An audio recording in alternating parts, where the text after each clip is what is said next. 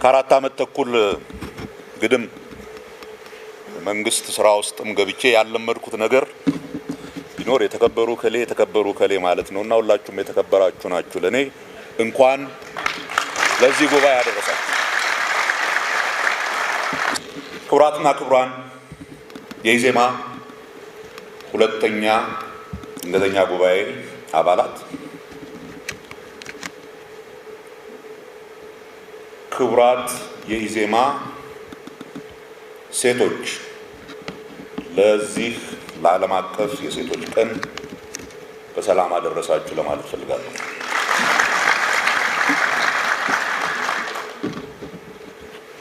ኢዜማ የድርጅቱን ሕግና ደንብ ጠብቆ ምርጫ ከመደረጉ በፊት ምርጫውን የሚመራውን የመሪ ክንፍ ቢቻል በአንድ አባላን ድምፅ፣ ይህ ካልተቻለ ደግሞ ድርጅታዊ ጉባኤ አድርጎ በተወካዮች በኩል ያስመርጣል። ይህ ጉባኤና እናንተ የጉባኤ ተሳታፊዎች ዛሬ የተሰበሰባችሁት ለዚህ እጅግ አስፈላጊ ጉዳይ ነው። ኢዜማ በተመሰረተ በ6 ዓመታት ውስጥ ይህ የመሪዎች ምርጫ ሲካሄድ አሁን ሶስተኛው። ከዚህ በፊት የተካሄዱት ምርጫዎች ምናልባት ምንም አይነት መሰሪነት በሌለው መልኩ የድርጅቱን ሕግና ደንብ በተከተለ አካሄድ ለውድድር የቀረቡት እጩዎች ከምርጫው በፊትም ሆነ በምርጫው ዕለት እኔን ምረጡ ብለው ግልጽ ዘመቻ ያካሄዱበት፣ ሂደቱም ከድርጅቱ ውጭ ላሉ ማናቸውም የሚመለከታቸው ሰዎች ባሉበት በቪዲዮ እየተቀዳ ምርጫ የተደረገው በዚህ ድርጅት ውስጥ ብቻ ሳይሆን አይቀርም። ይሄ የተደረገው ደግሞ በድንገት ሳይሆን ታስቦበት ድርጅቱ ዴሞክራሲያዊነትን በራሱ ፓርቲ ውስጥ ማሳየት ካልቻለ የመንግስት ስልጣን ሲይዝ ሀገራዊ ዴሞክራሲያዊ ስርዓት ይመሰርታል ብሎ ማሰብ ስለሚያዳግት ነው። በተለያየ ጊዜ ድርጅቱን ከውስጥም ሆነ ከውጭ ለማፍረስ የሞከሩ አካላት አንዳንዶቹ በሚገርም ሁኔታ ለምን እንደኛ ብሔረተኛ አልሆናችሁም፣ ስለዚህም ለምን ፓርቲያችሁን መሰረታዊ እምነትና ፕሮግራም ቀይራችሁ እንደኛ ዘረኛ አልሆናችሁም፣ የኢትዮጵያዊነት ስሜት ካልሞተ ዘረኛነት አይለመልምም፣ ስለዚህ ኢትዮጵያዊነት ላይ የተመሰረተን ፖለቲካን መጀመሪያ ማጥፋት አለብን በሚል ነው ድርጅቱን ለማፍረስ የሞከሩት። አሁንም ድርጅቱ እንደ ደመኛ ጠላታቸው የሚያዩት በፍጹም ሊሳካላቸው ያልቻለ የድርጅቱ አባላት ባላቸው ጠንካራ የመርህ እምነት ብቻ ሳይሆን በዚህ እውነተኛ ዴሞክራሲያዊና ለማንም የሚታይ ክፍት ግልጽ አደረጃጀቱ የእንደዚህ አይነት ድርጅት አባል በመሆናችን እውነተኛ ኩራት ሊሰማን ይገባል። እንኳን ደስ አላችሁ። በእውነቱ እኔ በድርጅቱ ምስረታ ጉባኤ ላይ ይህንን ድርጅት እንድመራ እድል ሲሰጠኝ ምናልባትም በኢትዮጵያ ፖለቲካ ፓርቲዎች ታሪክ ለመጀመሪያ ጊዜ እውነተኛ ዴሞክራሲያዊ ፓርቲ የመሆን እድል ያለውን ይህን ፓርቲ በጣም አስቸጋሪና ክፉኛ መጓተት በበዛበት የሽግግር የፖለቲካ ሁኔታ መርቶ ወደ ታለመለት አቅጣጫና ዓላማ መግፋት ይቻላል ወይ የሚል ከፍተኛ የውስጤ ጥርጣሬና ስጋት ነበረ። ከመጀመሪያው ጉባኤ ቀጥሎ እስከ ሁለተኛው ጉባኤ ባሉት 3 ዓመታት ያሳለፍናቸው የኮቪድ ወረርሽኝ ውጥንቅጥና አስቸጋሪ የሆኑ የአክራሪ የብሔረተኛ ፖለቲከኞች የሚቆሰቁሷቸውና የሚያቀጣጥሏቸው በማንነት ላይ ያነጣጠሩ ግጭቶች፣ እነኚህ ግጭቶች ደግሞ የሚቆሰቁሷቸው እና የሚያቀጣጥሏቸው በማንነት ላይ ያነጣጠሩ ስሜቶች፣ በህወሓት የተቀሰቀሰው አውዳሚ ግጭትና በዚህ ሁሉ ምስቅልቅል ውስጥ የተደረገው ምርጫ ቢያንስ በእኛ በሌሎችም ተፎካካሪዎች ዘንድ በኩል የተጠበቀውን ውጤት አለማምጣቱ ብቻ ሳይሆን ሂደቱን በራሱ በብዙ ችግር የተተበተበ መሆኑ ፖለቲካውን እኔም ከገመትኩት በላይ ፍጹም አወሳስቦታል። በጊዜው የምርጫውን ውጤት ለመገምገምና የወደፊት አቅጣጫችንን ለመተለም ባደረግናቸው ተከታታይ ስብሰባዎች ግልጽ ሆኖ የወጣው የኢትዮጵያን ፖለቲካ እንደ ከዚህ በፊቱ ግልጽ በሆነ የወዳጅና የጠላት ፍረጃ ላይ ብቻ ተመስርቶ ማስኬድ እንደማይቻል፣ በሀገሪቱ ውስጥ ያለው የፖለቲካ ኃይሎች አሰላለፍ በቀላሉ ጥቁርና ነጭ ብሎ መለየት የማይቻል ብዙ ግራጫ ያለው ፖለቲካ እንደሆነ፣ ፖለቲካና የፖለቲካ ፓርቲዎች ሚና እንደ በፊቱ በግልቡ የፖለቲካ ስልጣን መያዝ ዋናና ብቸኛ መዳረሻ አድርጎ መጓዝ በፍጹም የማይቻል እንደሆነና የተለያዩ ፍላጎቶች ከሚንጸባረቁባቸው የፓርቲ ፖለቲካ በላይ የአጠቃላይ ፖለቲካ ማህበረሰቡ ወይም አገሩ መኖርና አለመኖርን አስቀድሞ መንቀሳቀስና በፖለቲካ ላይ የሚታዩ ልዩነቶችን ለጊዜውም ቢሆን አቻችሎ በጋራ መንቀሳቀስን ግዴታ የሚያደርግ ተጨባጭ ሁኔታ እየመጣብን እንደሆነ ጠንቀቅ ብለውና ተጨንቀው ለሚያስቡ ኃይሎች ግልጽ ሆኖ የመጣበት ጊዜ ነበር ማለት ይቻላል። ችግሩ ግን በዚሁ ጊዜ በዓለማችንና በሀገራችን የሰውን ልጅ ቀልብ በስሜት መንዳት የሚችል የመገናኛ ቴክኖሎጂ ማህበራዊ ሚዲያ በፍጹም የበላይነት ዓለሙን የተቆጣጠረበት ጊዜም ስለነበር ተጠንቅቆ ተጨንቆና ሰከን ብሎ በረጅሙ ማሰብ ኋላ ቀርነት፣ በተለይም ደግሞ ፖለቲካ አለማወቅ፣ ሲከፋም አድርባይነት ተደርጎ የሚወሰድበት ጊዜ ስለነበር እንደዚህ ተረጋግቶ ማሰብ የብዙዎች ፍላጎት ነበር ለማለት አይቻልም። ምንም እንኳን የጊዜውን አስቸጋሪነት የተገነዘቡ የኢዜማ አመራሮች በምርጫው ጊዜ ሀገሪቱ የነበረችበትን አስቸጋሪ ሁኔታ ለማህበረሰቡ ለማስገንዘብ የሀገርን ጥቅም ማስቀደም አስፈላጊነትን፣ የኢትዮጵያ ጥቅምና አንድነት ማስጠበቅ ከፓርቲያችንም በላይ የምናየው ጉዳይ መሆኑን፣ አገር ከሚፈርስ ኢዜማ ቢፈርስ እንመርጣለን የሚል መፈክር አውጥተን ብንቀሰቅስም ከምርጫውም በኋላ አገር ለማዳን የምርጫው ውጤት ሂደትና ውጤት እየጎመዘዘንም ተባብሮ ሀገርን ማዳን ይገባል በሚል ከገዢው ፓርቲ ጋር ለመስራት ግን ደግሞ ይህ ችግር ፓርቲያችን ውስጥ አለመግባባት እንዳይፈጥር ጉዳዩን ለጉባኤያችን አቅርበን ከፍተኛ ውይይትና ክርክር አድርገን ወስነንም በዘውጌ ብሔረተኛነትና በማህበራዊ ሚዲያ የተጠለፉ ብዙ አባሎቻችንም ሆነ ጥቂት የማይባሉ አመራሮች ይህ አይነት በረጅሙ የሚያካሄድ እነሱ ከሚያምኑትና ከለመዱት የፍትጊያ ፖለቲካ ጋር ስላልሄደላቸው በድርጅታችን ውስጥም ቀላል የማይባል ችግር አሳልፈናል። ይሄ ውስጥ ችግር በሁለተኛው ጉባኤ ወቅት ተጠናክሮ የድርጅቱን አቅጣጫ በጊዜው የማህበራዊ ሚዲያ ወጀብ ግፊት ለማስቀየርና በሁለት እግሩ ከቆመበት የዜግነትና የሀገር ጥቅም የማስቀደም ፖለቲካ አውጥቶ ወደ ተለመደው የመንቆራቆስ ፖለቲካ ለመውሰድ በተደራጀ መንገድ ከድርጅቱ ውጪ ካሉ ብሔረተኞች ጋር በመግጠም በድርጅቱ ላይ ተዘምቷል። ወርቅ በእሳት ይፈተናል እንደሚባለው ኢዜማም ይህንን ከፍተኛ ፈተና አልፎ በሁለተኛው ጉባኤ ላይ የተሞከረውን አቋምና የድርጅቱን ምንነት የማስቀየር ሙከራ አክሽፎ የተለየ ሀሳብ ይዘው ለመጡት በቂ ጊዜ ሰጥቶና ጉባኤውም በበቂ ተወያይቶ ድርጅቱ የቆመበትን ዋና ምሰሶ ሳይለቅ ይኸው ለዚህ ለሁለተኛው አስቸኳይ ጉባኤና ለሰባተኛ ብሔራዊ ምርጫ ደርሷል።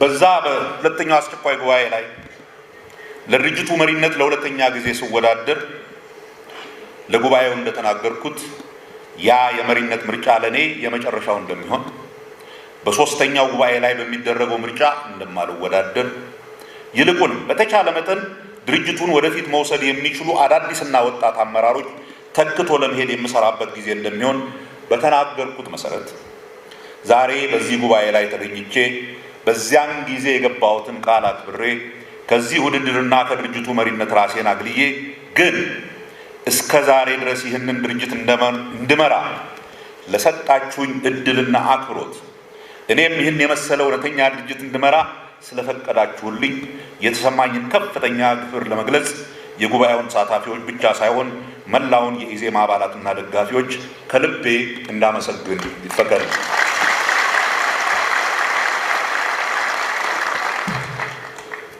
ይህ ጉባኤያችን የሚካሄደው በምርጫ ጊዜ ነው። ይህን ጉባኤ ስናደርግ የተወዳዳሪዎች ምዝገባ ተከናውኖ ተጠናቋል። ኢዜማ ምናልባት ከብልጽግና ቀጥሎ ከፍተኛ የሚባለውን ወደ 1258 እጩ ተወዳዳሪዎችን አስመዝግቧል። ከዚህ ውስጥ 299ኙ ለፓርላማ የሚወዳደሩ ናቸው። ምርጫው ትንሽም ቢሆን ሞቅ እያለ ነው። ምናልባት ካልተሳሳትኩ ቢያንስ 12 የሚሆኑ ክርክሮች እስካሁን ተካሂደዋል። ከዚህ ውስጥ 3ቱ ተላልፈዋል። እኔ እስካሁን የተላለፉት እነኝህን ክርክሮች በቴሌቪዥን እንዳየኋቸው የኢዜማ ተከራካሪዎች የመከራከሪያውን አጀንዳ ሳይለቁ በጉዳዩ ላይ ኢዜማ ያለውን አቋም በፍጹም ብቃትና ኃላፊነት በሚሰማው ስሜት እንደ ከዚህ በፊቱ ክርክሮች ወይንም አሁንም በአንዳንዶች ዘንድ እንደሚታየው በመሳደብ ለመብለጥ ሳይሆን በሐሳብ ለመብለጥ ጥሩ የተሰራውን በማመስገን ስህተቶችን ያለ ርኅራኄ በመተቸት ሀገር የሁላችንም የጋራ ፕሮጀክት መሆኗን አጽንኦት በመስጠት እንዴት ወደፊት ለመውሰድ ሁላችንም መስራት እንደሚገባን በሚያሳይ መልኩ የተካሄዱ ነበሩ የኢዜማ ክርክሮች። ጠንካራ መርህ ላይ ቆመው የብሔር ፖለቲካን አገር አጥፊነት ማሳየትና መቃወም አገሪቱ ውስጥ ያሉትን የተለያዩ ዘውጌ ብሔረሰቦች ባህል፣ ቋንቋና ስነ ልቦናን አለማክበር እንደሆነ አሃዳዊ በሚል አላዋቂ ፍረጃ ኢዜማን ለማጥላላት የሚሞክሩትን የሚያሳፍር ለሁሉም ኢትዮጵያዊ ከየትኛውም ብሔረሰብ ይምጣ እኩል የዜግነት መብትና በሀገሪቱ ጉዳይ ተሳታፊነትን የሚያጎናጽፍ እምነት ያለው መሆኑን ማንኛውም ብሔረሰብ ከሌላው ብሔረሰብ ያነሰም ሆነ የበዛ ኢትዮጵያዊነት ወይንም በሀገሪቱ ጸጋ የተለየ ተጠቃሚነት ሊኖረው እንደማይችል ይልቁንም በብሔር ስር ተወሽቆ የሀገሪቱን የጋራ ሀብት በሙስና ለመመዝበር የሚደረገው ሙከራ ሁላችንንም ሀገራችንንም በእጅጉ እንደሚጎዳ ለማሳየት ነበር የኢዜማ ተከራካሪዎች የሞከሩት። ይህ ሁሉ ደግሞ ለወደፊቱም የሀገሪቱን የፖለቲካ ቅኝት ለማስተካከል ባለመ ፍጹም ጨዋነት ነበር የተደረገው። እነኚህ ክርክሮች በእርግጥ በኢዜማነቴ እንድኮራና የወደፊቱ የኢትዮጵያ ፖለቲካ ካለፉት 50 ግድም ዓመታት ከተቸከለበት ሊወጣ እንደሚችል ፍንጭ ያየንበት ነበር። ትልቅ ምስጋና ለተከራካሪዎቻችን ስጡልኛል።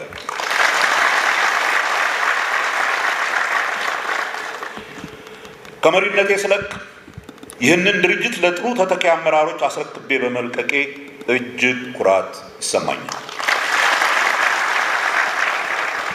ያለቀና የበቃ ነው ለማለት አይደለም።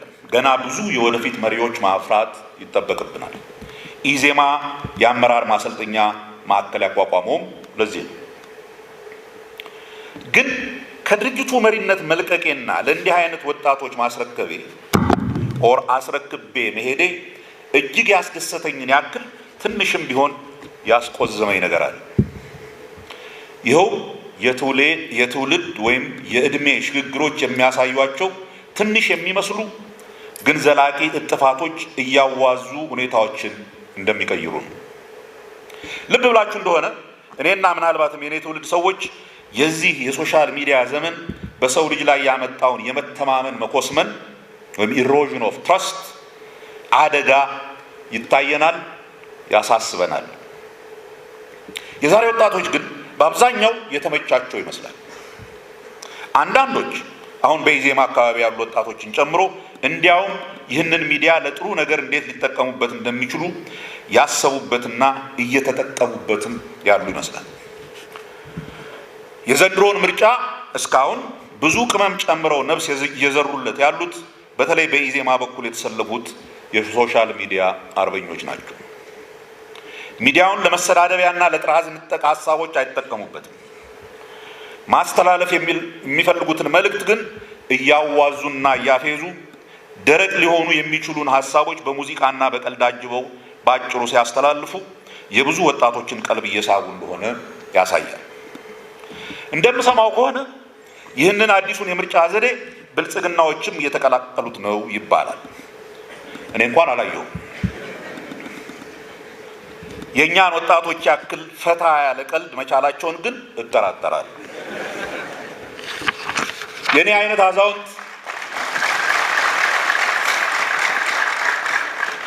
አይነት አዛውንት እንዲህ አይነቱን የፈጠራ አካሄድ ቢያንስ አያመነጨውም ነበር።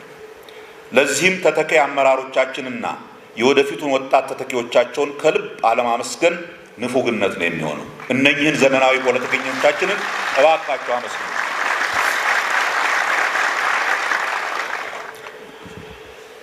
ውድ ጉባኤተኞች፣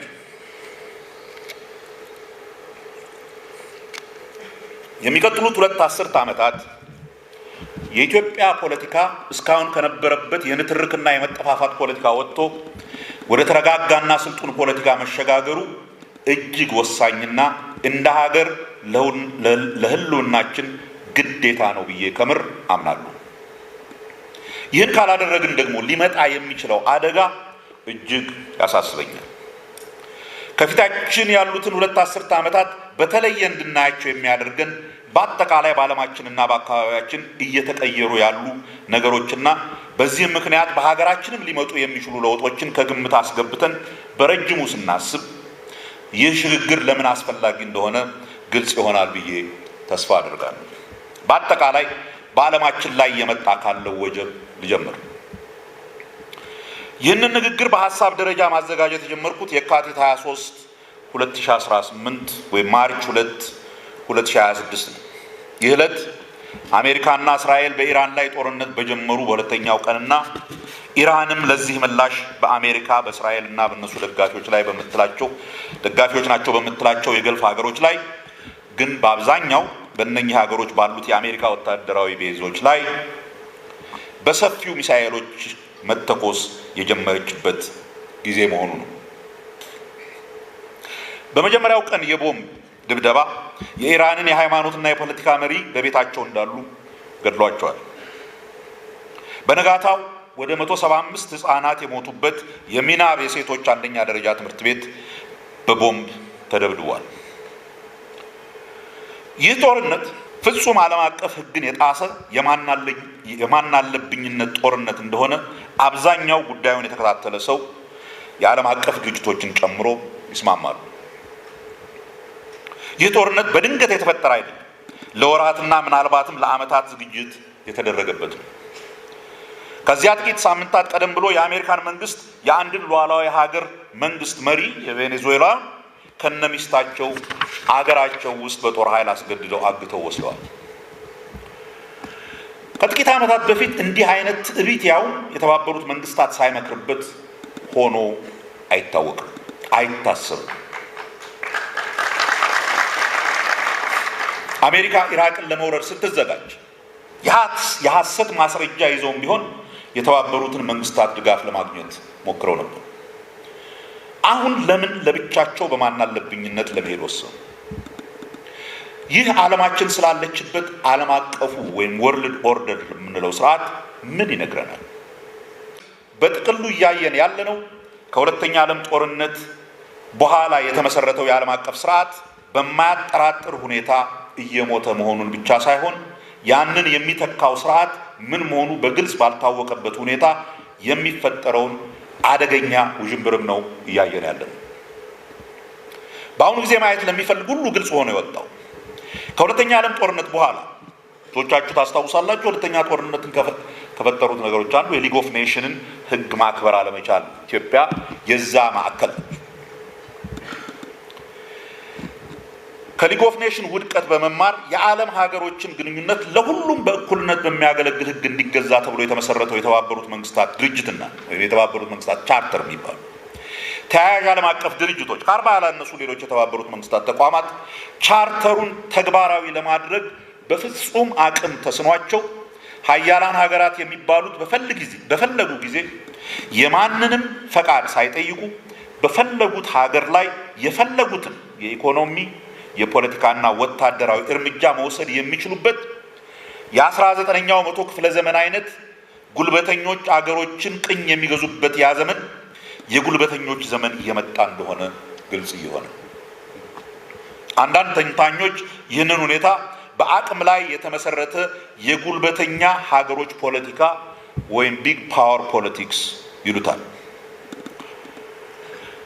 ይህ ደግሞ በዓለም አቀፍ ደረጃ ብቻ ሳይሆን በተለያዩ የዓለም ቀጠናዎችም ራሱን ችሎ የሚከሰት የዓለም የሕግ ስርዓት የሚባለው ከሞላ ጎደል ፈርሷል ማለት ይቻላል። ይህ ዓለማችንን ወዴት ይመራታል? ሰላም ሆና መቆየት ትችላለች ወይንስ ከዚህ በፊት ያየናቸው አይነት በተለይ በዛሬ ጊዜ ኒውክሌር ዘመን እንደመሆኑ ውጤቱ የሰውን ልጅ ፍጹም ሊያጠፋ የሚችል እጅግ የከፋ ሊሆን እንደሚችል ሳንረሳ መጠነ ሰፊ ዓለማዊ ጦርነቶች ይከፈታሉ። በአንድ ምሰሶ ላይ ቆሞ የነበረው ወይም ዩኒፖላር ወርልድ የምንለው ወደ ብዙ ምሰሶ ያለው ዓለም ወይም መልቲፖላር ወርልድ የሚሸጋገር ከሆነ በሰላም መሸጋገር ይችላል ወይንስ በመጨረሻው ጉልበት የሚፈታው ነው የሚሆነው? በዚህ ሁኔታ እንደ ኢትዮጵያ ያሉ ገና ያልጠነከሩ ደሃ ሀገሮች በተለይ የአፍሪካ ሀገሮች እጣ ፈንታ ምን ይሆናል? ሉዓላዊነታቸውን ጠብቀው መቆየት ይችላሉ? ምን አድርገው? ወይንስ ቀጥተኛ ወይንም የእጅ አዙር ቅኝ ተገዥነት ውስጥ ይወድቃሉ? ይህንን ሁኔታ ዝም ብሎ በተስፈኝነት አይሆንም ብሎ ማለፍ አይቻልም። በተለይ ሀገሮችን የማስተዳደር ኃላፊነት ያለባቸው መንግስቶችና የመንግስት ስልጣን ለመያዝ የሚያስቡ የፖለቲካ ድርጅቶች ይህን በጥሞና አስበው ከዚህ አይነት አደጋ አገራቸውን እንዴት መከላከል እንደሚችሉ ተጨንቀው ተጠበው ከጊዜያዊ የፖለቲካ ፍጆታ ባለፈ ዘላቂ ስትራቴጂ ነድፎ እንዲንቀሳቀሱ የሚያስገድዳቸው ጊዜ ነው። ይህ ጊዜ ፖለቲካን ራሱ የሚያዩበትን መነጽር እና አካሄድ ሊቀይር የሚችል ጊዜ እየመጣ መሆኑን መገንዘብና ለዚያም መዘጋጀት ብልህነት ነው። የዓለም ስርዓት መቃወስ ግን የሰው ልጅን የገጠመው ብቸኛ ቀውስ አይደለም። ሌሎች ብዙ ተያያዥነት ያላቸው ቀውሶች በአንድ ላይ የመጡበት ጊዜም ነው ይህ ያለንበት ጊዜ። የአካባቢ አየር መቀየር ክላይሜት ቼንጅ ዓለማችንን ለመኖር አስቸጋሪ እያደረጋት ነው። እንደ በፊቱ ለመኖር ምቹ የሆነች ሳይሆን ብዙ የዓለማችን ክፍሎች ለሰው ልጅ መኖሪያ በማይሆን መልኩ ምድረ በዳ ወይንም በባህር የሚጥለቀለቁበት ዓለም ሊሆን የሚችልበት ሁኔታ ካሁን በኋላ ዝም ብሎ ግምት አይደለም። ባህር አካባቢ ያሉ ቦታዎች ለመኖር አስቸጋሪ ሆነው ሰዎች መፈናቀልና መሰደድ ጀምረዋል። ክላይሜት ሬፊውጂስ ይባላሉ። ይህ ኩነት እያደር ሁሉንም የዓለም ክፍል የሚያዳርስ ቢሆንም በቅርብ ጊዜ ይበልጡኑ የሚጎዳው ደሃ ሀገሮችን ለምሳሌ ካሪቢያን ሀገሮችና አንዳንድ የአፍሪካና የእስያ ሀገሮች እንደሚሆኑ ተተንብዮአል። በዚህ ሁኔታ ከዚህ በፊት በለመድነው መንገድ እያመረትንና እየተመገብን መቆየት የማይቻል እየሆነ ነው።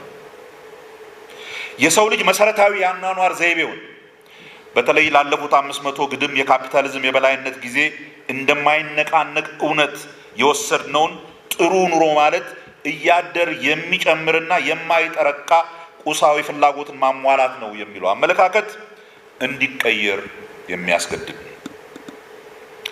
ቴክኖሎጂ ይዞ የሚመጣው እድል እንዳለ ሆኖና ያንን ለበጎ ለመጠቀም መሞከሩ ጥሩ ሆኖ ቴክኖሎጂ ይዞ ሊመጣ የሚችለውን መዘዝም በቀላሉ ልናየው የምንችለው አይደለም።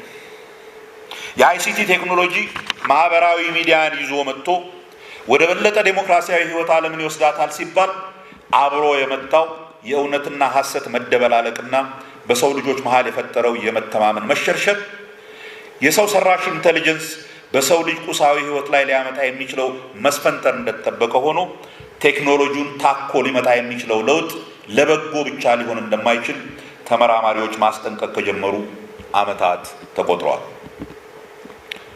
ያም ሆኖ ግን ደግደጉን ይዘን ክፉን ልንቆጣጠር በማንችልበት ፍጥነት እየሄደ በመሆኑ መንግስታት ይህንን መዳረሻ የማይታወቅ ቴክኖሎጂን ለመቆጣጠር የሚያስችላቸው አቅም እያነሳቸው መሄድ የወደፊቱ የሰው ልጅ ኑሮ ምን ሊመስል እንደሚችል አንዳንዶች እንደውም የሰው ልጅ ራሱ በፈጠራቸው ግዑዝ ሮቦቶች ይተካል እስከ ማለት የደረሱበት መገመት አስቸጋሪ የሆነ ዓለም ውስጥ እየገባ ነው። ቀውሱ ግን በሰው ልጅ አስተሳሰብም ላይ ሆኗል። ከዚህ በፊት ዓለምን በቀላሉና ወጥነት ባለው መልኩ ለመረዳት የሚያስችሉ ርዕዮተ ዓለሞች አንድ ባንድ እየከሰሙ ሄደው ብዙ የሰው ልጅ የሚስማማባቸውና አስተሳሰቡን አቅጣጫ የሚሰጡ ሀሳቦች እየጠፉ እየሄዱ ነው። ይህ ደግሞ በሰው ልጆች መካከል ምክንያታዊ ውይይት ለማድረግና ስምምነት ላይ ለመድረስ የሚቻልበት እድል እያደር እየጠበበ እንዲሄድ እያደረገው ነው።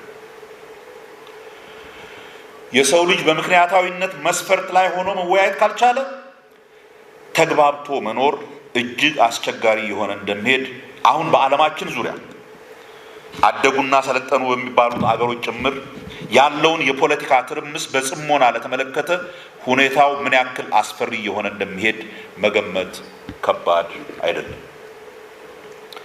እነኚህና መሰል ቀውሶች በጥቅሉ የሚያዩ ምሁራን ያለንበትን ጊዜ ግዙፉ በሰው ልጅ ላይ የመጣ ቀውስ ወይም ሜታ ክራይሲስ ይሉታል።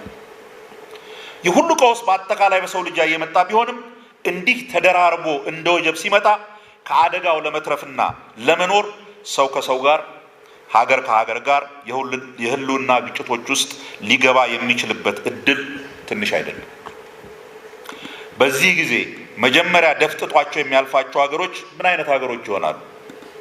ምን አይነት ሀገሮች ከዚህ ወጀብ አምልጠው እንደ ማህበረሰብ መቀጠል ይችላሉ? የሚሉትን ጥያቄዎች አስቦና መክሮ እንደ ማህበረሰብ ሊያስቀጥሉን የሚችሉ አስፈላጊ ወረቶችንና እሴቶችን ነቅሶ አውጥቶ በእነኛ ላይ አበክሮ መስራት ያስፈልጋል። እነኚህ ምንድናቸው የሚለውን ራሱን የቻለ ሰፊ ውይይትና ትንተና እንደሚያስፈልገው መቼም ጥያቄ የለውም። ያም ሆኖ ግን የተወሰኑትን በእኔ እምነት ብዙ ሰው ሊስማማባቸው የሚችሉትን እና ዛሬ ከተሰበሰብንበት ምክንያት ጋር የሚሄዱ ጥቂት አስፈላጊ ነገሮችን ለውይይት መነሻ ያክል ብቻ ላንሳ። እንደ ማህበረሰብ እንቀጥል ካል ትንሽ ሰብሰብ ማለት አለብን። ይሄን ወጀብ መቋቋም የምንችለው በአንድነት መቆም ከቻል፣ በተለያዩ የማንነት ስሜቶች ዘር፣ ሃይማኖት ወዘተ መሳሳብ አቁመን የአንድ ዕጣ ፈንታ ተጋሪዎች መሆናችንን አውቀን አንዳችን ለሌላችን ደህንነት አስበን መቆም ስንችል ብቻ መሆኑን ማወቅ አለብን። ይህ ወጀብ ከመጣና አብረን ካልተቋቋም ነው ሁላችንንም በጋራ ጠራርጎ እንደሚወስደን አውቀን ያሉንን ልዩነቶች በቀና ውይይት ቀርፈን ጊዜ ሳይቀድመን ሰብሰብ ማለት አለብን። ከኛ ውጪ ለኛ የሚያስብልን ሌላ ኃይል በነጠላም ሆነ በጋራ እንደሌለ አውቀን በመሃላችን ነፋስ እንዳይገባ ተጠንቅቀን እንደ አገር ልጆች በጋራ መቆም አለብን። በመካከላችን ያሉ ግጭቶችን በቶሎ መቋጨት አለብን። ሁለተኛ፣ ከድህነትና ከችጋር ጋር በተቻለ ፍጥነት መላቀቅ አለብን። ከሌላው ዓለም እየለመኑ የሚኖርበት ጊዜ እያበቃ መሆኑን አውቀን በኢኮኖሚ መስክ በተቻለ መጠን ፈጣን እድገት ብቻ ሳይሆን ለህልውናችን እጅግ አስፈላጊ የሆኑ ምርቶችን በራሳችንና በሀገራችን በማምረት ከሌሎች ሀገራት ጋር ያለን የንግድ ግንኙነት ቢቋረጥ እንኳን ለተወሰነ ጊዜ መቋቋም የሚችል ኢኮኖሚ በቶሎ መገንባት አለብን። ራሳችንን መመገብ መቻል፣ ወሳኝ የኢንዱስትሪ ምርቶችን በራሳችን ማምረት፣ የመከላከያ መሳሪያዎችንና ግብአቶችን ጨምሮ በኤነርጂ ራሳችንን መቻል፣ ለዚህም የሚያስፈልገውን ቁጠባ ለማግኘት ወገባችንን ጠበቅ አድርገን ለተወሰነ ጊዜ መኖር መልመድ አለብን። በመካከላችን ያለውን የኢኮኖሚ ወይም የሀብት ልዩነት ቢቻል ለማጥበብ ካልሆነም ቢያንስ የበለጠ እንዳይሰፋና እንዳይንቦረቆቅ አስበን መጓዝ አለብን። ሶስተኛ፣ በእንዲህ አይነት አስቸጋሪ ዓለማዊ ሁኔታ ከሌላው ዓለም ጋር የሚኖረንን የኢኮኖሚም ሆነ ሌላ ግንኙነት እንዲሁም ሀገራዊ ደህንነት እኛ በማንቆጣጠራቸው ሌሎች ኃይሎች እጅ እንዳይወሰን መጠንቀቅና መስራት አለብን።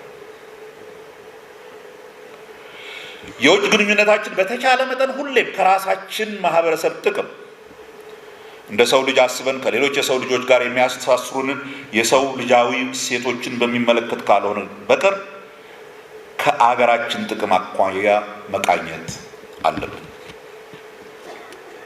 በመጨረሻም በእውቀትና በክህሎት የተገነባ ወጣት ትውልድ ማፍራት አለብን።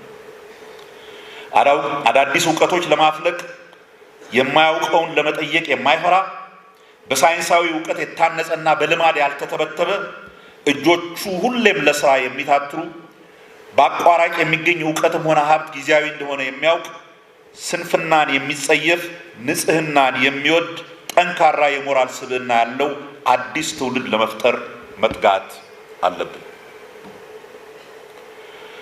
ከዚህም በላይ ብዙ ነገሮች ማድረግ ያሉብን ነገሮች አሉ። ለዛሬው ግን ዝርዝሩን እዚሁ ላይ ላብቃና እነኚህ ከላይ የጠቀስኳቸው አራት ጉዳዮች በእርግጥም እንደ ሀገርና እንደ ማህበረሰብ ቀጣይነታችንን ለማረጋገጥ ያስፈልጋሉ በሚለው ላይ ከሞላ ጎደል ከተስማማን ቀጥለን ባጭሩም ቢሆን መመለስ ያለብን ጥያቄ እነኚህን ችግሮች ታዲያ ለመፍታት ፖለቲካችን በአጠቃላይ እስካሁን ሲሄድበት በነበረው መንገድ ቀጥሎ መፍታት ይቻለናል ወይ የሚለው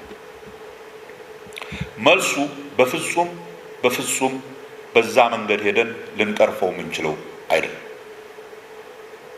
አይቻለንም። ለዚህ ነው ይህንን ውይይት ሲጀምር ያልኩትን ፖለቲካችን በሚቀጥሉት 2 አስርተ ዓመታት መሰረታዊ በሆነ መልኩ መቀየር አለበት ያልኩት።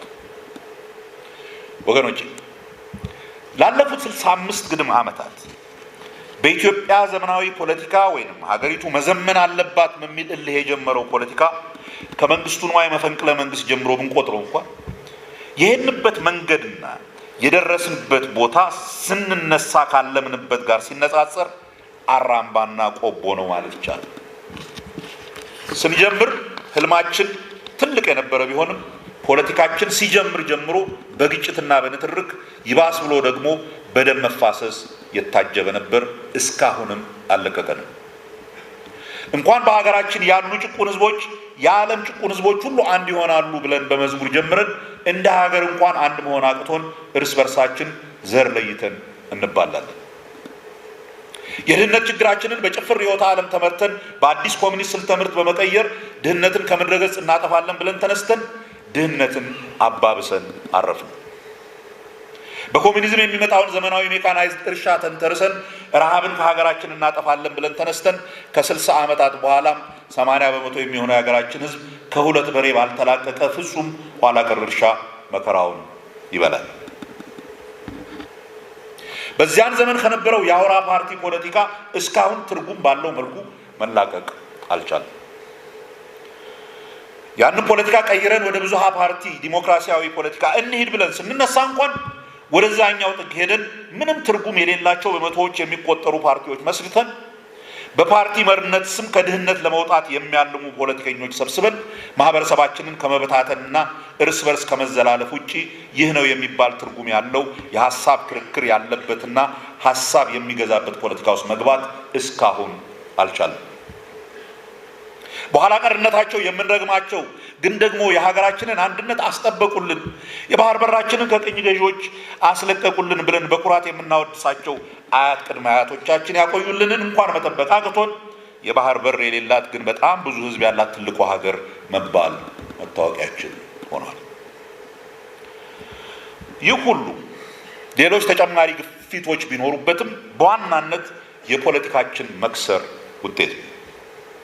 ይህ ነው በፍጹም መቀየር ያለበት የሀገራችን ፖለቲካ ሂደትና ይዘት። ይህ ፖለቲካ ነው ለሀገራችን ህልውና ሲባል በፍጹም መቀየር ያለበት። ጥያቄው ወደ ምንድን ነው የሚቀየረው? እንዴት ነው የሚቀየረው የሚለው ነው። በዚህ ላይ ጥቂት መነሻ ነጥቦች ላንሳ። እኔ እስከሚገባኝ ድረስ ፖለቲካ የአጠቃላይ የማህበረሰቡ የጋራ ጉዳይ ነው። በሀገር ፖለቲካ ዙሪያ የሚወሰኑ ማናቸውም ውሳኔዎች የአጠቃላይ የማህበረሰቡን ጥቅም ማስጠበቅን ማዕከል ያደረጉ መሆን ያለባቸውም ለዚህ ነው። ከሌላው የማህበረሰብ ክፍል በተለየ የግልና የወል ፍላጎታችንን ማለትም የተወሰኑ የማህበረሰብ ክፍሎችን የሚመለከቱ ብቻ ከሆኑ ለማስጠበቅ የምንጠቀምበት ከሆነ ፖለቲካው ይቆሽሻል፣ ይበላሻል፣ የፍትጊያ መድረክ ይሆናል። በእርግጥ በግል ወይም በወል የሚያስፈልጉን ግን በጋራ እንደ ማህበረሰብ ብቻ ልናሟላቸው የምንችላቸው ፍላጎቶች አሉ።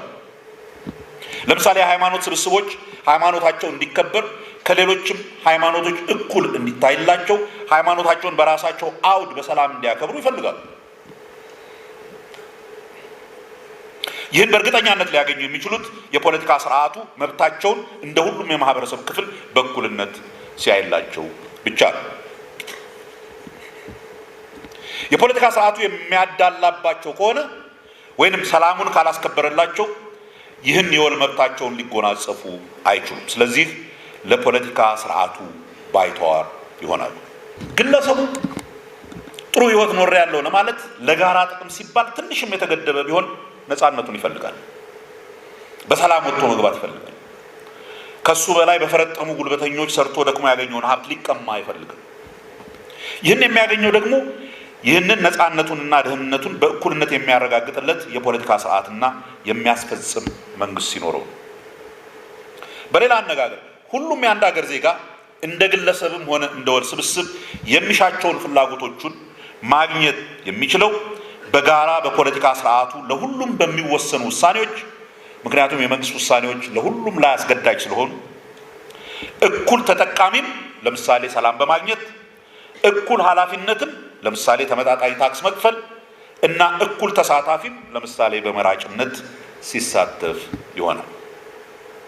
ይህ ደግሞ ሊሆን የሚችለው የመንግስት ስርዓቱ ለሁሉም እኩል በሆነ መስፈርት በዜግነቱ መቋቋም ሲችል ብቻ። ለዚህ ነው ለማህበረሰብ ሰላም፣ መረጋጋትና አንድነት እንዲሁም እኩል የኢኮኖሚ ዕድል ተጠቃሚነት እጅግ አስፈላጊ የሆነው ፖለቲካው ሁሉንም በእኩልነት በሚያይ መስፈርት መቃኘት አለበት የሚባለው። መጪውን ወጀብ ለመቋቋም ሰብሰብ ብለን እንደ ሀገር ወይም እንደ ፖለቲካ ማህበረሰብ ማሰብ፣ አንድነታችንን ማጠናከር ይገባል ካል ፖለቲካችን በእኩልነትና በጋራ ጥቅም ላይ የተዋቀረ መሆን አለበት። ፖለቲካን በዘርና በሃይማኖት አዋቅረን የተለያዩ ዘሮችና ሃይማኖቶች ባሉባት ሀገር በሰላም እንኖራለን ማለት አስቸጋሪ። የኢትዮጵያ ፖለቲካ ወሳኝ በሆነ መንገድ በሚቀጥሉት ዓመታት ወደዚህ አይነት የዜግነት ላይ የተመሰረተ ፖለቲካ መግባት አለበት ብዬ አምናለሁ። ከዚህ አንጻር ኢዜማ የቆመበትን ይህንን መርህ በጊዜያዊ የብሔር ስሜት ግፊቶች ሳይጠለፍ አጠንክሮ ይዞ መቀጠል የዚህ አቋም ተጠቃሚነት ለሁሉም ማህበረሰባችን ጥቅም እንደሚያስፈልግ ከራሱ አልፎ ሌሎችንም የፖለቲካ ኃይሎች እንዲረዱትና እንዲቀበሉት ሞትወት ይገባዋል። ፖለቲካው በዜግነት ላይ መመስረቱ ብቻውን ግን ከውስጥ መጓተት ያድነዋል ወይንም የሚመጣውን ወጀብ ለመቋቋም ብቻውን ይበቃል ማለት አይደለም። የኢኮኖሚ ጥቅሞችና ፍላጎቶች ለግጭት፣ ላለመረጋጋትና በአጠቃላይም ለአገር ደካማነትና ለወጀቡ ተጋላጭ ያደርገናል። አስበን አቅደንና ደክመን ሰርተን ማህበረሰባችንን ከድህነት ማውጣት ኢኮኖሚያችን በቀላሉ የማይናጋ ጠንካራ መሰረት ላይ ማቆም ይጠበቅብናል። እንደ ሀገር ምርታችን በቂ አይደለም። በሰፊው ማምረት አለብን። ኢኮኖሚያችን ክፉኛ ለውጭ ኢኮኖሚ መዋዠቆች ተጋላጭ ነው። በዋና ዋና የኢኮኖሚ መስኮች የሀገር ውስጥ ጠንካራ መሰረት መጣል አለ። ለሁሉም ዜጎቻችን ኢኮኖሚያዊ እኩልነትን ማረጋገጥ እንኳን ባንችል የተሻለ ህይወት የመኖር እድልን ለብዙ ዜጎቻችን እንዲደርስ ማድረግ አለብን። ፍጹም ድህነትን በተቻለ ፍጥነት ከሀገራችን ማጥፋት አለብን። ይህ እጅግ በጣም ብዙ ስራ ይጠይቃል። የሁሉም ፖለቲከኛ ዋና ፍላጎት መሆን አለበት። ፖለቲካችን የምንከተላቸው ፖሊሲዎች ይህን እንድናደርግ የሚያስችሉን ሊሆኑ ይገባል። በዚህ ላይ የሀገሪቱ የፖለቲካ ኃይሎች የጋራ ስምምነት ወይም አንድ አቋም ሊይዙ እንኳን ባይችሉ፣ በአካሄድ በፖሊሲ ቢለያዩ እንኳን ቢያንስ የመናቆር አልፎም የግጭት ምክንያት እንዳይሆኑ መጠንቀቅን ይጠይቃል። የፖለቲካ ስልጣኑን የያዘው ማንም ሆነ ማን የፖለቲካ ስልጣኑን የራሱን ወይንም የተወሰነ የህብረተሰብ ክፍል ጥቅምን በአድሎ ለመጫን እስካልሞከረ ድረስ የፖለቲካው ሰላም መሆን እነኝህን የኢኮኖሚ ፍላጎቶች ለማሟላት እና በዘላቂነት ማህበራዊ መረጋጋት ለመፍጠር ከዚያም በጋራ የውጭ ጫናዎችን ለመቋቋም ያስችለናል። የፖሊሲና የአካሄድ ልዩነቶች ወደ ግጭት የሚወስዱ እንዳይሆኑ ሁሉም ፖለቲከኛ በኃላፊነት ስሜት እንዲንቀሳቀስ ያስፈልጋል። አሁን ባለው የዓለማችን ሁኔታ ደግሞ ይህን በአስቸኳይነት ስሜት ማህበረሰባችንን በጋራ ለዚህ ዓላማ በማሰለፍ በጋራ መስራት ይኖርብናል። አሁን ያለንበት ድህነትና የኢኮኖሚ ሁኔታ ይህን ወጀብ አልፈን እንደ ማህበረሰብ ለመቀጠል በፍጹም አያስችልም። በውስጣችን ያሉ የፖለቲካ፣ የሃይማኖት፣ የዘር ማንነት ወዘተ ልዩነቶችን የውስጥ ባላንጣዎቻችንን ለመጉዳት በሚል ወይንም ለአጭር ጊዜ የቁስ ጥቅም በሚል በምንም አይነት ፖለቲካችንን የውጭ ኃይሎች መጠቀሚያ እንዳናደርገው መጠንቀቅ አለብን። መጪው ፖለቲካ እንዲህ አይነት ባንዳነትንና ስግብግብነትን የማይሸከም መሆኑን፣ እንዲህ አይነት ደካሞች ከፖለቲካው ሊጠቀሙ የማይችሉ መሆኑን ሁሉም ሀገራዊ የፖለቲካ ኃይሎች ማሳየት አለባቸው። የሀገራችንን ጥቅም ያስቀደመ ፖለቲካ የሁሉም ፖለቲካ ኃይሎች መነሻ ሀሳቤ መሆኑ ግዴታ ብቻ ሳይሆን የሀገራችን የህልውና ጥያቄ መሆኑን ሁሉም ፖለቲከኛ ወይንም የፖለቲካ ምኞት ያለው ወይም አምቢሽን ያለው ኢትዮጵያዊ ተረድቶ ነው ፖለቲካ ውስጥ መግባት ያለበት። ይህ ግን በውጭ ግንኙነታችን ብቻ ሳይሆን የሀገር ውስጥ ጉዳይም ሆነው የዕለት ተዕለት ፖለቲካችን ጢብ ጢብ መጫወቻ መሆን የሌለባቸውን ጉዳዮች ለይተን እነኚህን ጉዳዮች የጊዜያዊ የፖለቲካ መሸናነፊያ እንዳይሆኑ የሚጠነቀቅ ፖለቲካ ነው የወደፊቱ ፖለቲካችን መሆን ያለበት። በሀገርና በህዝቡ አንድነትና ክብር ላይ፣ በሰላም ላይ፣ በደህንነት ተቋሞቻችን ላይ፣ በልጆቻችን ትምህርት ላይ፣ የማህበረሰባችን የሞራል መሰረት በሚያናጉ ጉዳዮች ላይ ወዘተ ልዩነት እንኳን ቢኖረን ለጊዜያዊ ፖለቲካ ሳይሆን እነኚህን ጉዳዮች በማይጎዱና በሚያጠናክሩ መልክ ነው የወደፊቱ ፖለቲካችን ሊያያቸው የሚገባው። ሁሉም ነገር የፖለቲካ መጫወቻ አይደለም፣ ሊሆንም አይገባም። በመጨረሻም የወደፊቱ ፖለቲካ ከተለመደው የብሽሽቅና የማሸማቀቅ ፖለቲካ መውጣት አለበት። የሚደማመጥ መሆን አለበት። እኔ ብቻ ያልኩት ነው ልክ ከሚል ባዶው ያላዋቂ ትዕቢት ወይንም ለማሸነፍ እስከጠቀመኝ ድረስ ሌላው የሀገሬ ልጅ ቢጎዳ ግድ የለኝም ከሚል ግዴለሽነት መታቀብ አለበት። ፖለቲካ ብቃት ያላቸው ጨዋ ዜጎች ስድድብ ፈርተው የሚሸሹት አላዋቂ ደፋሮች ብቻ የሚሰበሰቡበት መሆን የለበትም። ሌላውን የመስማት ከሌላው መማር የሚፈልግ ሁሉንም ልዩነት ሆን ብሎ ለማጥፋትና ለመበደል ታስቦ የተያዘ አድርጎ ማሰብ ወይም የተለየ ሀሳብ ያለውን የያዘውን ሁሉ እንደ ደመኛ ጠላት አድርጎ ከመቁጠር መቆጠብ ያስፈልጋል። ፖለቲካችን ባለፉት 60 ግድም ዓመታት በተጓዘበት መንገድ ከዛ በፊት የነበረው ሸግዬ ፖለቲካ ነበር ለማለት አይደለም። ስላልሆነም ነው ማህበረሰቡም ለውጥ ፈላጊ ያደረገው። ፖለቲካችን ባለፉት 60 ዓመታት በተጓዘበት መንገድ የራሱ የአካልም ሆነ የስነ አእምሮ ቁስል የሌለበት ኢትዮጵያዊ አለ ማለት አይቻልም። የሌላውን ቁስል ለመረዳት የሚሞክር ርኅራኄ የተጨመረበት ፖለቲካ ሲኖረን ነው የመጣብንን ወጀብ በጋራ መቋቋም የምንችለው። እነኚህን ለውጦች ተሸክሞ ለመሄድ የሚችል የማህበረሰብ ፖለቲካዊ ውቅር ከሌለን በሀገራችን ላይ ሊመጣ የሚችለውን መዘዝ መገመት በጣም አስቸጋሪ ይሆናል። በሌላ አነጋገር እስካሁን ስንሄድበት በነበረው የፖለቲካ ስነ ልቦናና አካሄድ እንደ ሀገር በዓለም ደረጃ እየመጣ ያለውን ወጀብ መቋቋም በፍጹም አያስችልም። ኢዜማ እንዲህ አይነት የሰለጠነና ሀገርን ያማከለ ፖለቲካን መርሁ ያደረገ በእሳት የተፈተነ የፖለቲካ ድርጅት ነው ብዬ አምናለሁ። እየመጣ ያለው ፖለቲካ እንደዚህ ያሉ የሰከኑ የፖለቲካ ድርጅቶችን የሚያጎለብት በጭፍን ስሜትና በብሽቅ ፖለቲካ የተካኑትን እያኮሰመነ የሚሄድ ይመስለኛል። የኢዜማ አይነት ድርጅቶች መኖራቸውና ቀጣይነታቸው በሀገራችን የተረጋጋ ዘላቂ የፖለቲካ ስርዓት ለመመስረት አስፈላጊ ነው ብዬ ከልቤ አምናለሁ። ይህንን ኃላፊነቱን እንዲወጣ ደግሞ ኢዜማ በእምነቱና በአቋሙ ዙሪያ የሚሰበሰቡና ለመማር ዝግጁ የሆኑ ወጣቶችን መሳብ፣ ፖለቲካን ፈርተው ሸሽተው የነበሩ ግን ሀገራቸውን የሚወዱና ምክንያታዊ ፖለቲካን የሚሹ ወገኖችን በሩን ክፍት አድርጎ መቀበልና ማሰባሰብ አለበት። የቀድሞውን አይነት የአውራ ፓርቲ ፖለቲካ ለመቋቋምና በዘላቂው የተረጋጋና ዴሞክራሲያዊ ፖለቲካ በሀገራችን እንዲያብብ ኢዜማ በአደረጃጀቱም ሆነ ለእምነቱ ባለው ጽናት ጉልህ ሚና መጫወት ይችላል ብዬ ከልቤ አምናለሁ። በዚህ እምነቴም ኢዜማውያን እንደማታሳፍሩኝ እርግጠኛ ነኝ።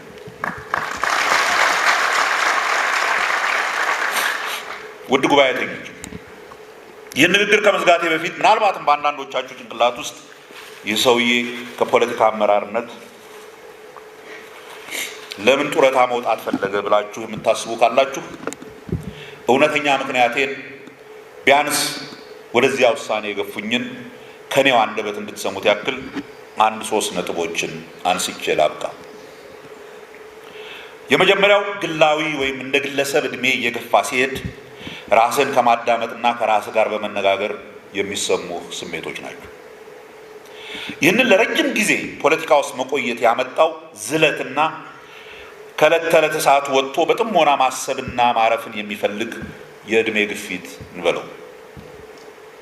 አንዳንድ ጊዜ ሳስበው ለእኔም ይገርመኛል። ቢያንስ ላለፉት ግማሽ ምዕተ ዓመት በትክክል ከቆጠርኩት ከ16 ዓመቴ ጀምሬ በአንድ መልኩ ወይንም በሌላ በኢትዮጵያ ፖለቲካ ውስጥ ተሳትፌያለሁ። በወጣትነት ከጋለ ስሜት መጠጥ እስካለ የአዛውንት አሳቢነት ድረስ አለሁበት። ብታምኑም ባታምኑም ብዙ ጊዜ ልሸሸው ሞክሬያለሁ።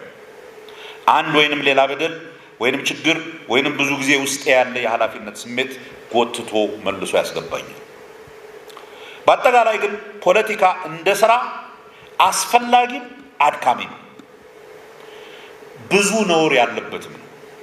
በተለይ ከፍ ላለ ዓላማ ለተቀላቀለ ሰው በወጣትነት እድሜ የምትችለውን እድሜ እየገፋ ሲሄድ በቀላሉ የምትቀበለው አይሆንም። ክፉን የመቀበል ጫንቃህ ብቻ ሳይሆን የሚዝለው ለረጅም ጊዜ በዝርዝር አስበህ ወደ እውነቱ ለመጠጋት ያለህን ጉልበት እየቀነሰ ይሄዳል። በዚህ ጊዜ ለራስህና በቅርብ ላሉ ሰዎች ብቻ አስበህ ውሳኔ እየሰጠ መሄድ ላይደግምህ ይችላል። ብትሳሳትም እንኳን ክፉ ውጤቱ በራስህ ላይና በጥቂቶች ላይ ይሆናል።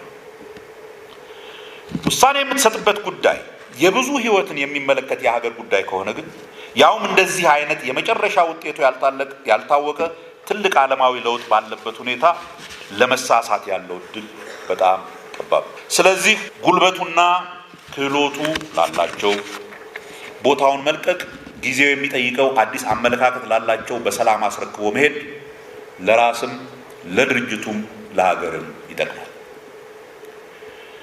ሁለተኛው ምክንያት ደግሞ በአጠቃላይ በሰው ልጅ የመጣው ከምክንያታዊነት ከማሰብና ከእውነት ጋር የተጣላ የንትርክና የሙግት ባህል አድካሚ እየሆነ መሄዱ በማህበራዊ ሚዲያ ዘመን ምክንያታዊነት በጠፋበት የሰው የማንበብ ትዕግስት በተሟጠጠበት እውነትና ሐሰት መለየት ባልተቻለበትና ለእውነት ወገንተኛነት እጅግ በቀነሰበት ፖለቲካ ብቻ ሳይሆን በአጠቃላይ ምንም አይነት ውይይት ውጤታማ ሊሆን አይችልም። ዝም ብሎ ጉንጭ ማልፋት ነው የሚሆነው። በዚህ አይነት ጊዜ ምክንያታዊ ሰዎች በፖለቲካው ብቻ ሳይሆን በአጠቃላይ ከህዝብ መድረክ ወይም ፐብሊክ ኢንጌጅመንት ትንሽ መራቅን ቢመርጡ የሚገርም አይደለም። ይህም በአጠቃላይ በዓለም ደረጃ በብዙ ምሁራን ዘንድ እየታየ ያለ የተስፋ ማጣትና ራስን ከጭቅጭቁ ሜዳ አርቆ ከዕለት ተዕለት የስሜት ግልቢያ ታቅቦ ቀስ ብሎ ሁኔታውን ለማጥናትና ለማወቅ ያለ ስሜት እያደገ እንደመጣ ጥናቶች ያመለክታሉ። እውነት ለመናገር እኔንም የዚያ አይነት ቫይረስ የያዘኝ ይመስለኛል። የሰው ልጅ ራሱን ለማጥፋት የሚሄድበት መንገድ ያስገርመኛል። ይበልጥ እንዳውቀውም ውስጤን ይጎተጉተኛል። ስለዚህም ትንሽ ነጠል ብሎ ለማንበብና ለማሰብ ቀልቤ ይሻል። ስለዚህም በዚች ባለችኝ ቀሪ ጊዜ በስፋት ልመለከታቸውና ልጽፍባቸው የምፈልጋቸው ጉዳዮች አሉ። ለእነኛ ስራዎች ትንሽ ጊዜን መስጠት እፈልጋለሁ። ቢያንስ ለመጪው ትውልድ ይህ ዓለም እየሄደበት ካለበት የቀውስ አካሄድ አንጻር ለራሱም ሆነ ለአገሩ ቀጣይነት ለመስራት እንዲችል ምን ማድረግ እንዳለበት የሚጠቁም የታሰበበት የሽማግሌ ምክር ማበርከት እፈልጋለሁ።